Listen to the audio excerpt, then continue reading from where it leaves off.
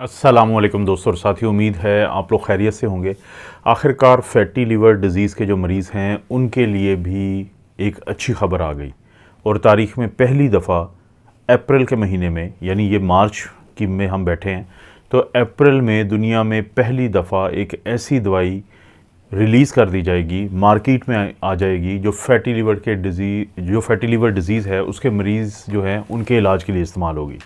इससे पहले दवाइयों में कोई इलाज नहीं था। हम लाइफ़स्टाइल की तब्दीली का कहते थे।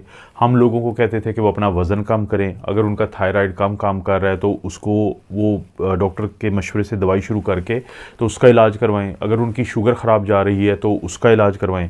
अगर उनका लाइफ़स्टाइल ऐसा है कि वो बैठे रहते हैं तो उसमें वो तब्दीली लाएं। लेकिन दवाई कोई नहीं होती थी, लिख के देते थे लोग, लेकिन वो FDA अप्रूव्ड नहीं थी, उनका कोई ख़ास फ़ायदा नज़र नहीं आता था।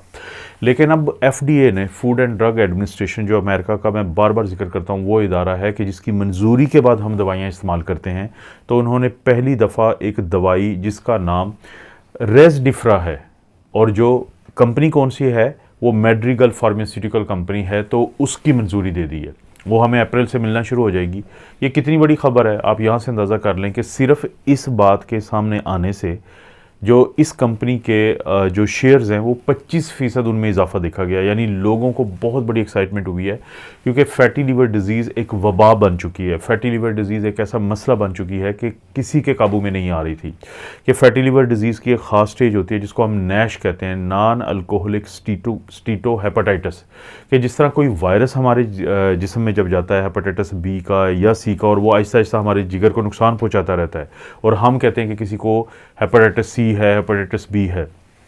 तो फैटी लिवर डिज़ीज़ का ये भी वो एक स्टेज थी कि जिसकी वजह से, यानी जैसे नाम से भी ज़ाहिर है कि नॉन अल्कोहलिक का मतलब है कि शराब पीने वालों में तो जिगर ख़राब होता है, सबको पता है, लेकिन ये एक ऐसी कैफियत है कि जिसमें कोई शराब भी नहीं पीता।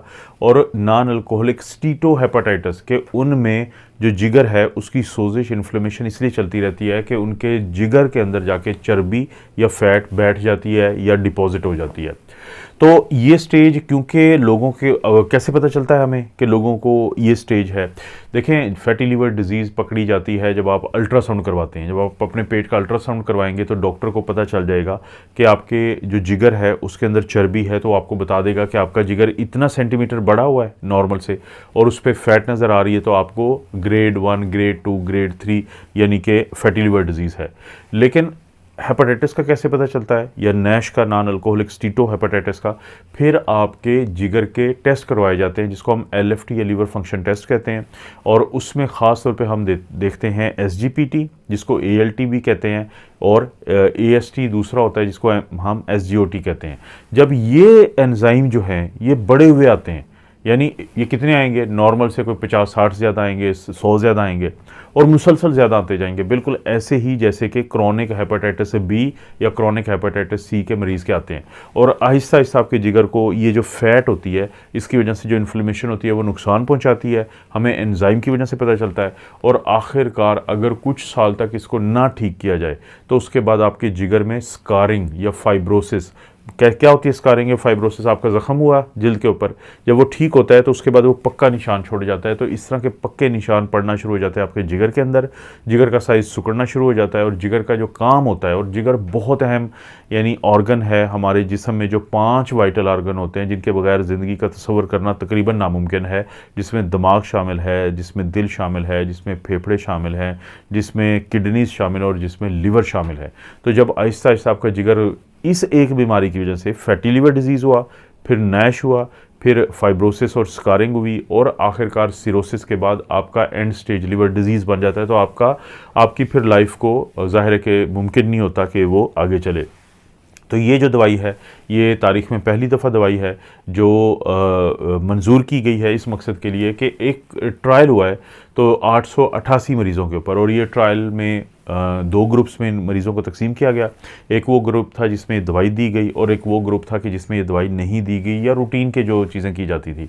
तो जिन लोगों को ये दवाई दी गई तो उनके अंदर नुमायाँ तौर पे बेहतरी आई। उनके जिगर को जो डैमेज चल रहा होता है, जो नुकसान चल रहा होता है, जो ये फैट्स की वजह से सोजिश होती है और वो खुरच रही होती है, आपके जिगर को ख़त्म कर रही होती है, तो उसमें नुमायाँ कमी देखने में आई। उसी वक्त में वो लोग जिनको ये दवाई नहीं दी गई थी तो उनमें बेहतरी नहीं आई, तो जिसकी बुनियाद पे आखिरकार FDA ने अप्रूव कर लिया और अप्रैल में ये आपको मार्केट में मिलना शुरू हो जाएगी। कंपनी का नाम मैं आपको दोबारा बता देता हूँ कि मेड्रिगल फार्मास्यूटिकल है और दवाई का नाम जो है वो रेज़डिफ्रा है, ताकि आपको याद हो अगर आपके या आपकी फैमिली के या दोस्त रिश्तेदारों में कोई भी फैटी लीवर डिजीज़ का पेशेंट है तो उसको पता हो कि ये दवाई आने वाली है अगले महीने, ताकि आप अपने डॉक्टर से ये डिस्कस करके रखें कि आपको इस्तेमाल करनी चाहिए या नहीं इस्तेमाल करनी चाहिए। आपको पता है इस चैनल पर इस तरह की वीडियोज़ एंड अपडेट और ये सब कुछ मिलता रहता है, तो वीडियो को लाइक करें, चैनल को सब्सक्राइब करें। कोई भी वीडियो अच्छी लगती है तो दोस्तों रिश्तेदारों से शेयर करने के लिए नीचे ऑप्शन उसको ज़रूर इस्तेमाल करें। आप अपना और अपनी फैमिली का ख्याल रखें। अल्लाह ताला आपको और आपकी फैमिली को हर किस्म की बुराई, बीमारी और आजमाइश से महफूज रखें।